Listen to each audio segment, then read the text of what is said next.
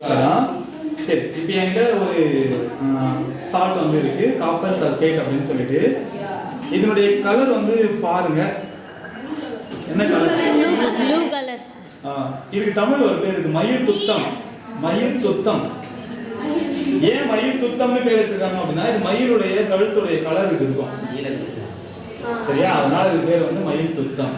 But இந்த வினையில இது solid கிடையாது, ஏக்கியம் கொடுக்காங்கல்ல, அப்படின்னா என்ன அர்த்தம்? அப்ப நான் என்ன செய்யணும், ஒரு பீக்கர்ல இதுல இருந்து கொஞ்சம் காப்பர் சல்ஃபேட் எடுத்து கரைச்சிக்கணும். கரைச்சிக்கலாமா? எஸ். ஸோ இப்போ இதே போதும். இதுக்கு பேர் என்னன்னு உங்களுக்கு தெரியும், வாஷ் பாட்டில். வாட்டர் பாட்டில் சொல்லக்கூடாது, வாஷ் பாட்டில். இதை வச்சு இப்படி ப்ரெஸ் பண்ணோம் அப்படின்னா தண்ணி இதில் வரும். இப்போ இதை நான் கரைக்கணுமா? கரைச்சதுக்கு அப்புறம் எனக்கு கிடைக்க போற கரைசலுக்கு பேர் தான் அக்வஸ் அப்படின்னு சொல்ல போறோம். அதனால தான் அந்த வினையில AQ அப்படின்னு சொல்லி போட்டிருக்காங்க. என்னன்னு போட்டிருக்காங்க? AQ அப்படின்னு சொல்லி போட்டிருக்காங்க. இதை நல்லா வந்து நம்ம கலக்கிக்க போறோம். கலக்கிறதுக்கு ஆக்சுவலாக ஒரு கண்ணாடி பூச்சி இருக்கணும். பரவாயில்ல, என்கிட்ட ஒரு சின்ன ஸ்கிராட்ச் இருக்கு, இதை வச்சு நான் என்ன பண்ணிக்கிறேன், கலக்கிக்கிறேன். இப்போ அந்த காப்பர் சல்ஃபேட் அந்த தண்ணியில் கரைஞ்சிச்சு இல்லையா? கரைஞ்சிச்சா இல்லையா? இந்த கரைசலுக்கு பேர் தான் AQ, அக்வஸ் சொல்யூஷன் அப்படின்னு சொல்லுவாங்க. நீரேறிய கரைசல் அல்லது நீர்த்த கரைசல் அப்படின்னு சொல்லிட்டு சொல்லுவாங்க. இதே உங்க வினையில புக்ல பிராக்கெட் போட்டு AQ அப்படின்னு சொல்லிட்டு மென்ஷன் பண்ணி காமிச்சிருப்பாங்க. சார் நாங்க எக்ஸாம்ல அது மாதிரிலாம் மென்ஷன் பண்ணி காமிக்கணுமா அப்படின்னா, மென்ஷன் பண்ணி காமிச்சீங்கன்னா ரொம்ப நல்லது. இங்க பிராக்கெட்ல AQ அப்படின்னு சொல்லிட்டு மென்ஷன் பண்ணி காமிக்கணும். சரி, இப்போ நான் என்ன பண்ணிட்டேன், காப்பர் சல்ஃபேட் கரைசலை ரெடி பண்ணிட்டேன். தெரியுதா உங்க எல்லாருக்கும்? வேணும்னா ஒரு வெள்ளை பேப்பர் வச்சோம்னா நல்லா உங்களுக்கு தெரியும்.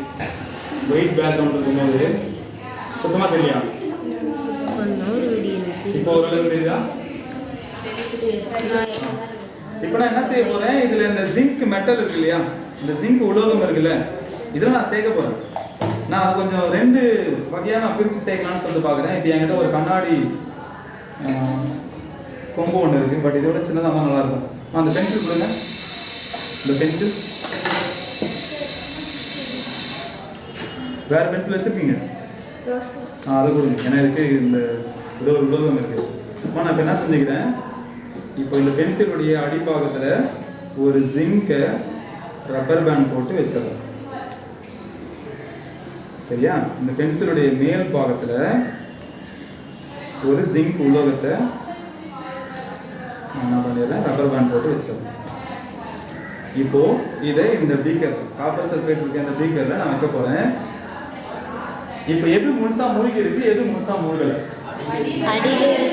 கீழே இருக்கிற அந்த ஜிங்க் ஆனது, உலோகமானது முழுசா மூழ்கிடுச்சு. மேலே இருக்கிற அந்த ஜிங்க் உலோகமானது அதை டச்சே பண்ணல. அப்போ எது இதில் வினை புரிய போகுது, எந்த உலோகம் வினை புரிய போகுதுன்னா கீழே வந்து மூழ்கி இருக்குல்ல. இப்போ இது இந்த வினையை பண்ணிக்குது. இந்த ஜிங்க்கு இந்த காப்பர் சல்ஃபேட் காப்பரை எடுத்து இடப்பெயர்ச்சி செஞ்சு ஜிங்க் சல்ஃபேட்டாக மாறிட்டு இருக்கு. நம்ம காப்பர் தனியாக கிடைக்க போகுது. அது எப்படி சார் நீங்கள் வந்து காப்பர் தனியாக கிடைக்கிறத ப்ரூஃப் பண்ணி காமிப்பீங்க அப்படின்னா, காப்பருடைய கலர் பார்த்துருக்கீங்களா?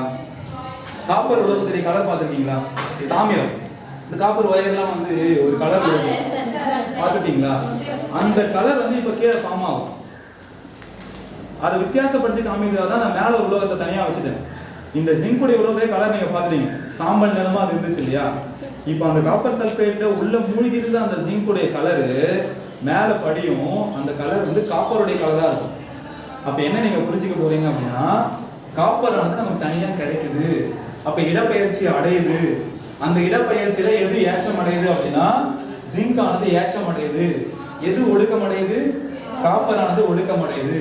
அதனாலதான் அது உலோகமா நமக்கு கிடைக்குது அப்படின்றத நீங்க புரிஞ்சுக்க போறீங்க. கொஞ்ச நேரம் டைம் ஆகும், சரியா? அது வரைக்கும் அந்த ப்ராசஸ் போட்டோம். அதுக்குள்ள நம்ம இன்னொரு அலோக இடப்பெயர்ச்சி வினை பார்த்துட்டு வந்துடலாமா? ஓகே. பிளஸ் HCl எடுத்துக்கிறேன். இது ரெண்டும் ஒன்னா சேர்ந்து ZnCl2 அப்படின்ற ஒரு மூலக்கூறை ஃபார்ம் பண்ணும்போது பிளஸ் H2 கேஸ் வந்து வெளியில அனுப்ப போகுது. இது பேர் என்னமா? ஜிங்க். இது பேர் என்ன? Hydrogen chloride.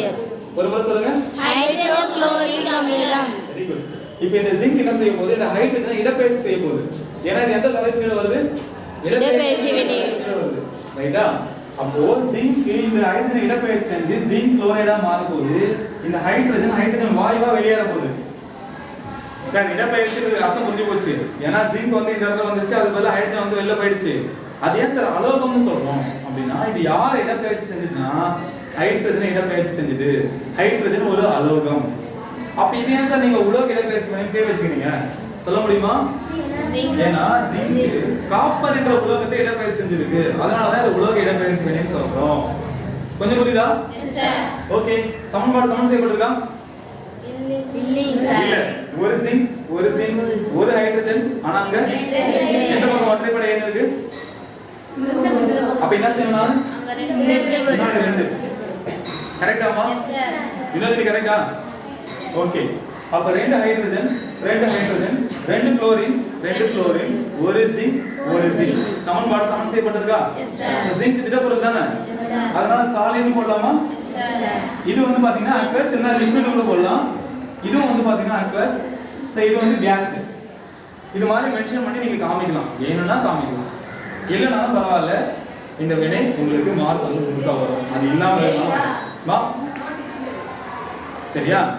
அப்ப இதுவரையில என்னென்னலாம் பார்த்திருக்கோம் அப்படின்னா இணைய வினைகள் பார்த்துட்டுமா, அப்புறம் சிதைவடை வினைகள் பார்த்துட்டுமா, ரைட். அதுக்கப்புறம் இடப்பெயர்ச்சி வினையில உலோக இடப்பெயர்ச்சி வினை பார்த்துட்டோம், அலோக இடப்பெயர்ச்சி வினை பார்த்துருக்கோம். இப்போ எக்ஸ்பெரிமெண்ட் பார்க்கலாமா? Yes, sir.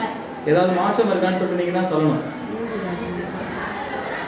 என்ன சொல்லுது? ஒண்ணுமே தெரியலையா? சரி, ரெண்டுக்கும் வித்தியாசம் எதனா இருக்கா? Black color. இதற்கும் எதனா வித்தியாசம் இருக்கா? சரி, இப்போ இது மேல வந்து பாத்தீங்கன்னா காப்பர் ஆனது படிய ஆரம்பிச்சிருக்கு. நீங்க கொஞ்சம் கிட்ட வந்து பாத்தீங்கன்னா தெரியும், இல்லைன்னா நான் இதை கொடுத்து அனுப்புறேன்.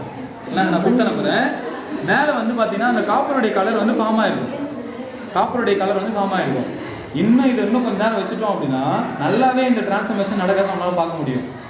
இது உங்க புக்ல டயக்ராமா கொடுத்துருக்காங்க பாருங்க, படமா கொடுத்துருக்காங்க பாருங்க. பக்கம் சொல்லுங்க. 25. இப்போ அதுல ஒரு ப்ளூ கலர் கரைசல் இருக்கா? Yes, sir. அது என்ன கரைசல்னா காப்பர் சல்பேட். அது மேல ஒரு தகடு மாதிரி வச்சிருக்காங்களா? அது ஜிங்க் தகடு. கொஞ்ச நேரம் கழிச்சு அந்த ஜிங்க் தகடு என்ன கலரா மாறிடும் போட்டுருக்காங்க பாருங்க, பிரவுன் கலர். அது எதனுடைய கலர்னா காப்பருடைய கலர். அந்த கரைசல் என்னவா மாறிடுச்சு பாருங்க. அப்ப இதுவும் மாறுமா சார்? மாறும். கொஞ்ச நேரம் வெயிட் பண்ணணும். நம்ம இதை வச்சுட்டு கொஞ்ச நேரம் வெயிட் பண்ணோம் அப்படின்னா இதெல்லாம் மாறி கலர்லெஸ்ஸாக நமக்கு வந்து கிடைக்கும். அப்போ இடப்பெயர்ச்சி அடையிறத புரிஞ்சுக்க முடியுதா ரம்யா? முடியுதா? ஓகே. ஸோ இதுதான் இது வரைக்கும் நம்ம பார்த்த ஆக்சிஜனேற்ற ஒடுக்க வினைகள். இன்னும் எத்தனை இருக்கு? என்னங்க? தேங்க்யூ. நாளைக்கு கிளாஸ் பார்க்கலாமா?